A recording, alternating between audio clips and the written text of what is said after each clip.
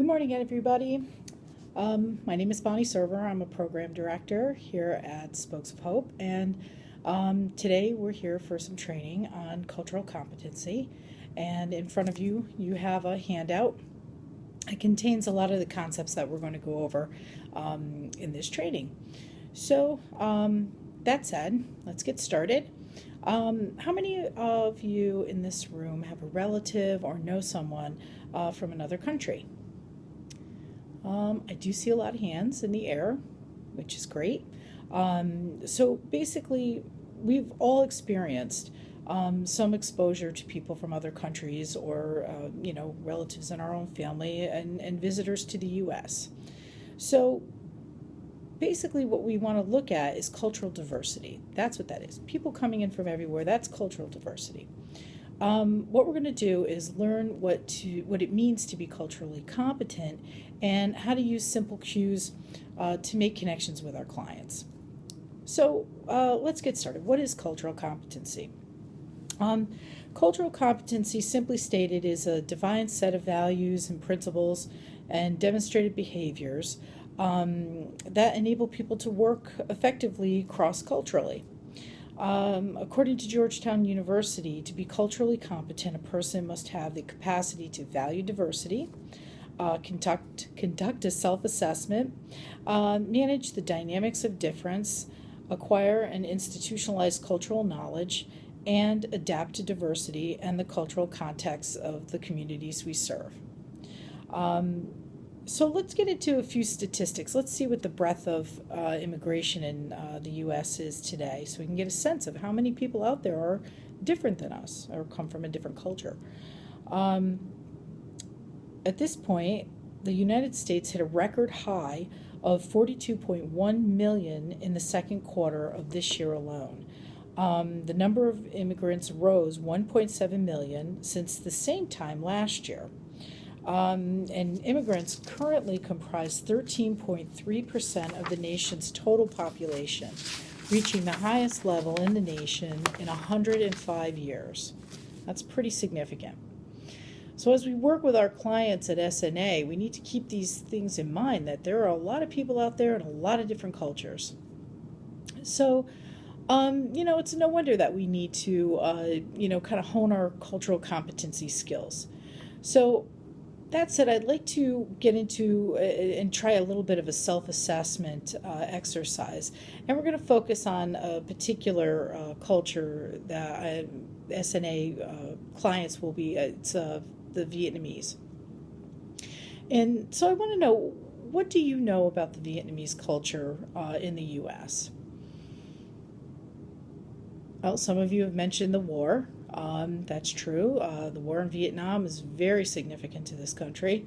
And, let me give you some statistics behind that. Prior to 1975, there were very few, if not no, Vietnamese living in the United States. But the war changed that. And as stated in a migrationpolicy.org article, since the end of the Vietnam War in 1975, immigration of Vietnamese into the United States was about 231,000 in 1980, and has grown in 2012 to 1.3 million. That's a pretty big jump. A lot of the immigration happened during the 80s and the 90s. It roughly doubled at that point in time. So basically by 2012, Vietnamese immigrants comprised about 3% of the total foreign-born population in the U.S. So that's pretty big numbers. So what are some of the stereotypes and post-war biases that some folks may have for the Vietnamese? Basically, there were movies out that, like The Deer Hunter and Apocalypse Now, that showed, the Vietnamese is this war-torn country and dominated by the Americans. And, that's kind of getting into that ethnocentric feel of where the American culture is the best culture and it's the only one, And the Vietnamese didn't have a culture until the Americans got there. And that's not true. They obviously had their own culture. And, they're often stereotyped also, Vietnamese, in the press as overachievers and, desperate refugees. And we know that that's not the case. So let's switch gears, and we'll recognize some communication cues when working with our Vietnamese clients and partners. You've been told along the way in different courses and business courses that, when you meet someone, you look them directly in the eye, and that makes that connection, and that's a willingness to openly communicate. Don't take direct eye contact for granted, because in the Vietnamese culture, and those who especially have recently immigrated, looking someone directly in the eye is not looking someone directly in the eye, is really a sign of respect. So if you are communicating with one of our Vietnamese clients, they may not look you directly in the eye, and that's their way of showing you respect. So it's something to keep in mind. We also need to keep in mind personal space. You need to be aware that certain cultures have behavioral patterns that are different from our own. Say for in the Middle East and South America, those folks tend to stand fairly close together. And, some Americans, our personal space is not the same distance. So, some people, want a few feet in between each other. But you can start to gauge that with your clients. You can maybe take a step in closer. If you see them getting a little bit tense and moving, then you know that maybe you've come in a little bit too close, and you can take that step back. Just learn to kind of temperature check and make sure that you're creating that correct balance of space. So let's move on to PDAs, or public displays of affection. In certain cultures, you may see two females holding hands. They're just friends, they're walking down the road and they're just holding hands. Men hugging each other in a casual manner. And sometimes that makes people uncomfortable. We're in America, we don't have too many displays of public affection in that sense. It kind of sends a message that, we need to be a little more welcoming maybe, and, we need to step out of our comfort zone. And maybe sometimes, if we extend our hand to someone and they hold it, that's a sense of comfort to them. So something to keep in mind. However, we do need to recognize also in an Asian culture, it's considered rude to pat an adult on the head. So you need to just be a little wary about, physical proximity, and when you reach out and are touching, maybe a hand offer, that's one thing, but to reach out and touch the body, that's a little bit different.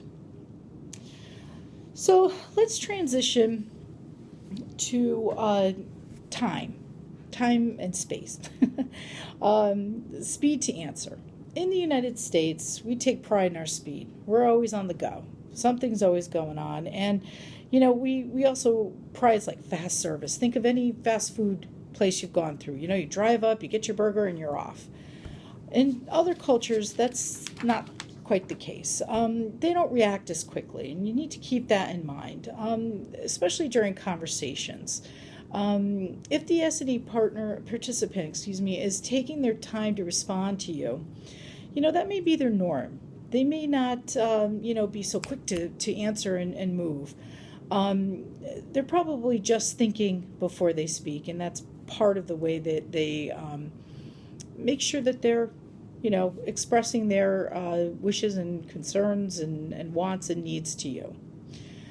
Also, punctuality. Some cultures, if they are 15 minutes late for a meeting or, to be where you told them to go, that's just the way that their culture moves in time. That's just the time they've arrived. They don't think that anything is wrong, and we need to be cognizant of that and just kind of move on. It's okay. You're here now. Let's go, and we're going to do this. So, how do we work effectively with a diverse population? How do we find that common ground? And, how do we learn norms of a culture? So, norms are things that we learn by observation and social interaction. Such as like when, some people have teenagers and they all text.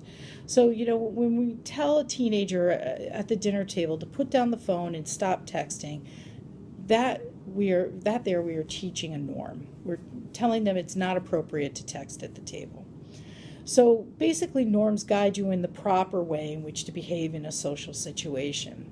Do you hug a person that you just met, or do you just smile and wave? Nonverbal communication are driven by symbols. So when you hold up, the peace sign, we in America know that as the peace sign. There are other symbols in other countries where a thumbs up is not considered a very positive symbol in Russia and Australia. It's got the opposite. It's a negative gesture. So we need to be mindful of our body language, and we need to maintain a relaxed and open expression.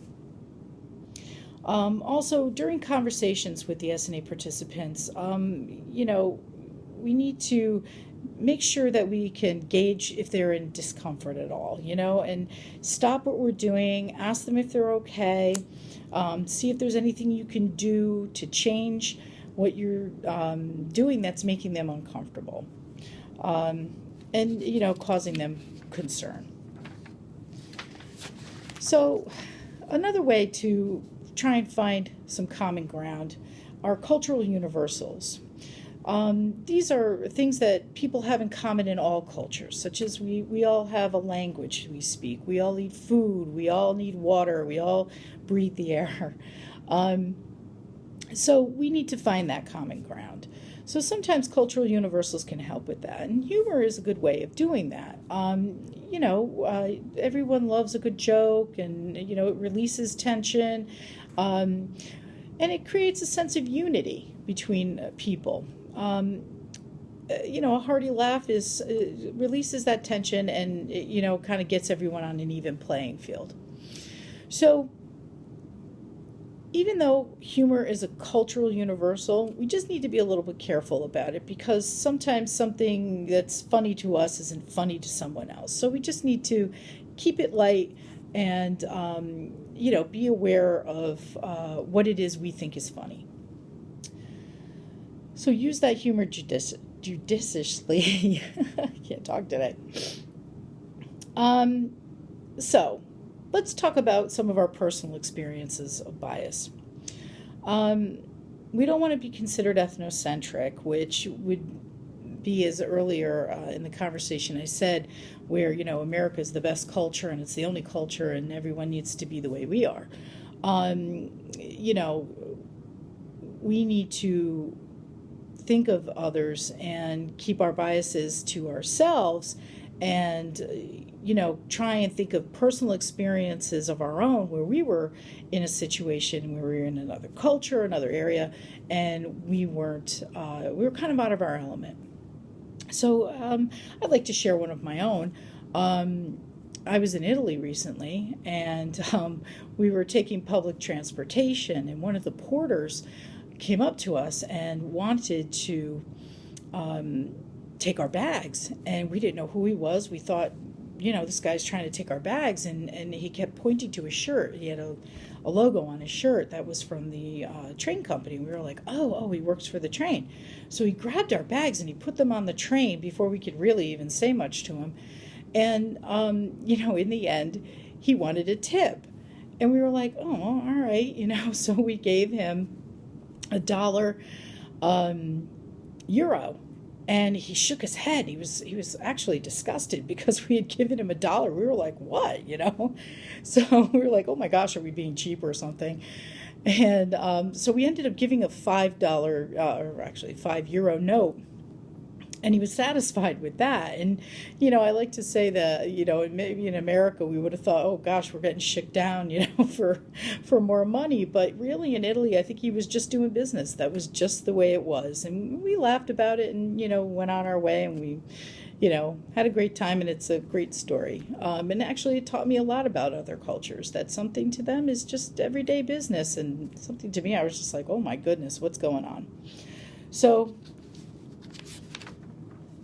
that said, we can move into cross-cultural relationships. So in an article I read, Why Can't We Be Friends? Multicultural Attitudes and Friendships with International Students, they state people who are more open-minded are also less inclined to distance themselves from individuals of a different ethnicity. So, your culture may be where you're comfortable and where you have a sense of comfort and the rules of the road.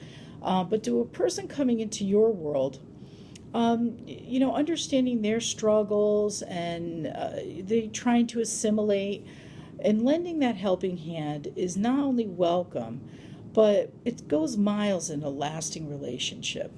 So keeping an open mind is critical to forming these cross-cultural relationships. Going back to my experience in Italy, I kept an open mind. It was kind of funny in the end. We gave him the $5 note. He was happy. We were happy. We had a great experience. And I learned something. I learned that, train porters in Italy expect to have a really good tip. So that said, I'd like to close out our meeting today that, the information we shared here should provide you with a basic understanding of cultural competence and its importance in how you reflect your cultural perceptions when assisting our clients. Making cross-cultural connections plays a major role in the access of the success, of the Spokes of Hope event. So let me just review our main points. We discussed and defined cultural competence and demonstrated behaviors or attitudes that help us work cross-culturally. We discussed body language and recognizing communication cues so that you'll be aware that words are not the only way in which we communicate. And we talked about cultural universals, biases, and our own personal experiences in other cultures. These concepts should help you in finding the common ground with our clients. So I'd like to thank you for your time today, and I hope this presentation was helpful. Please remember to take your handouts with you, and if you have any questions, please feel free to see me after the meeting or send me an email. Thanks and have a great day.